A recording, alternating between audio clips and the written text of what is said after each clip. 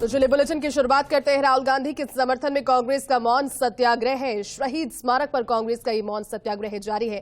काली पट्टी बांधकर मौन प्रदर्शन किया जा रहा है।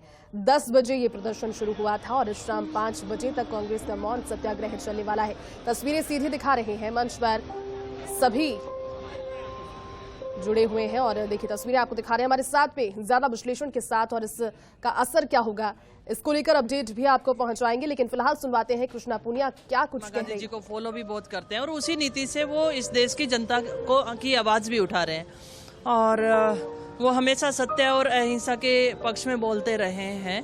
तो हम सब ने जो निर्णय लिया है वो एक तरीके से जनता में ये संदेश देने के लिए कि हम शांतिपूर्ण तरीके से इस देश के विकास के लिए, इस देश के मुद्दों के ऊपर जनता की लड़ाई को हम लड़ते रहेंगे और जिस तरीके से बीजेपी अत्याचार करते जाएगी उसका हम विरोध भी करेंगे, लेकिन कोई जन हानि ना हो, किसी तरीके की कोई हानि ना हो, इसके लिए और एक अच्छा संदेश जनता में रहे। और मैं यही कहना चाहूँगी कि जिस तरीके से बीजेपी ने ये निर्णय लिए हैं ये बहुत कृष्णा जी, आज झुंझुनू में भारतीय जनता पार्टी का किसान सम्मेलन है, तो बीजेपी अब किसान वोट बैंक पर फोकस कर रही है। बीजेपी की कोशिश है किसानों को साथ लाना।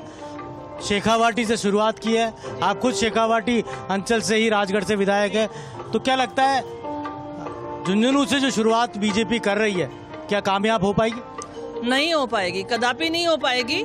और आप देखते हैं कि दिल्ली से लगते हुए ये जिले हैं हमारे राजस्थान के, और जब किसान आंदोलन चला था तो यहाँ बहुत किसान यहाँ से गए भी थे और 750 से ऊपर किसानों ने जो शहादत दी थी वो किसानों को याद है।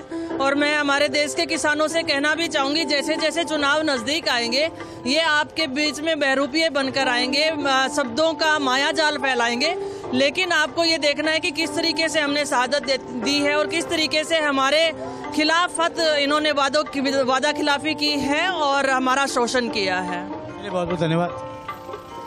तो देखिए लगातार आपको अपडेट दे रहे हैं और हमारे साथ में political editor Yogesh Sharma ji live भी जुड़े हैं। योगेश जी, तस्वीरें तो दिखा रहे हैं, सभी की प्रतिक्रियाएं सुना रहे हैं, लेकिन जिस तरह से कांग्रेस की ओर से और सभी जगहों पर राष्ट्रव्यापी इस प्रदर्शन का ऐलान किया गया, वो कह रहे हैं कि राहुल गांधी का मुद्दा तो है ही, लेकिन एक टर्म उन्होंने यूज किया, क्रोनी कैपिटलिज्म। उनका कहना यही है कि जो क्रोनी कैपिटलिज्म है उसको लेकर कांग्रेस हमेशा कोशिश करती रहेगी, जिस तरह से वो डेवलप हो रहा है वो ना हो। क्या लगता है इस विश्लेषण के जरिए आप कहना चाहेंगे, क्योंकि आज का दिन खास है, जो पहुंच रहा है उनको लेकर भी निगाहें बनी हुई है, और इस सत्याग्रह के बाद किस तरह के परिणाम? राहुल गांधी के खिलाफ जो निर्णय दिया गुजरात की हाईकोर्ट ने, अदालत के खिलाफ कोई भी कांग्रेस का नेता किसी तरह की कोई टिप्पणी नहीं कर रहा है। अखिल भारतीय कांग्रेस कमेटी से साफ निर्देश है कि कांग्रेस के खिलाफ, अदालत के खिलाफ कोई टिप्पणी नहीं करेगा।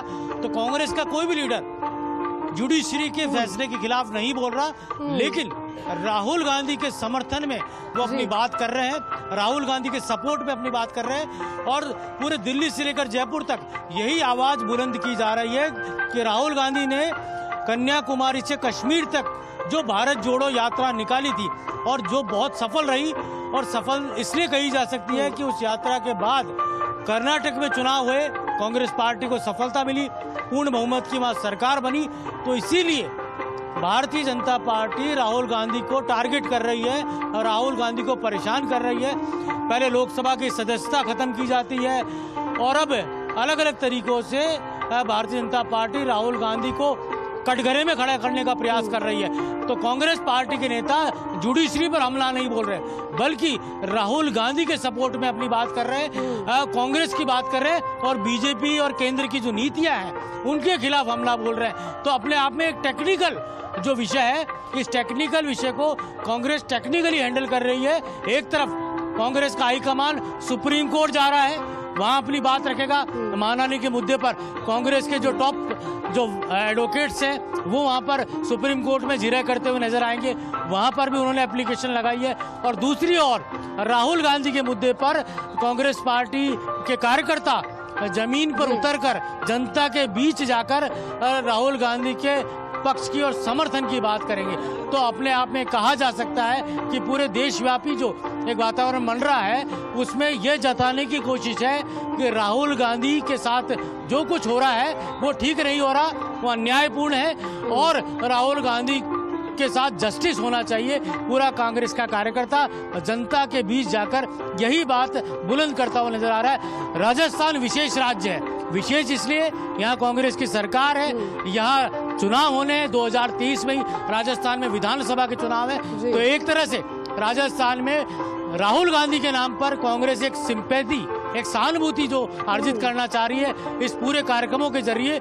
ये बात बहुत काबिले गौर है। जी बिल्कुल योगेश जी, लेकिन एक चीज आपने भी नोटिस की होगी, जो 11 तारीख का आंकड़ा है वो आजकल काफी ज्यादा रिपीटेडली कांग्रेस की जो दौरान जो तस्वीरें हैं जो जनता से जुड़ने की बात है उसमें नजर आ रहा है। 11 अप्रैल को सचिन पायलट धरने पर बैठ गए थे, वो भी सत्याग्रह उसको कह रहे थे। फिर 11 मई से लेकर 15 मई तक उन्होंने जो यात्रा है वो निकाली। उसके बाद भी अब 11 तारीख के बाद भी जब ये तस्वीर सामने आई कि चलिए अब सत्याग्रह होगा, मौन सत्याग्रह, तो सभी की निगाह है कि सचिन पायलट वहां पर कितनी देर में पहुंच रहे हैं। अपडेट इसको लेकर कुछ दीजिएगा।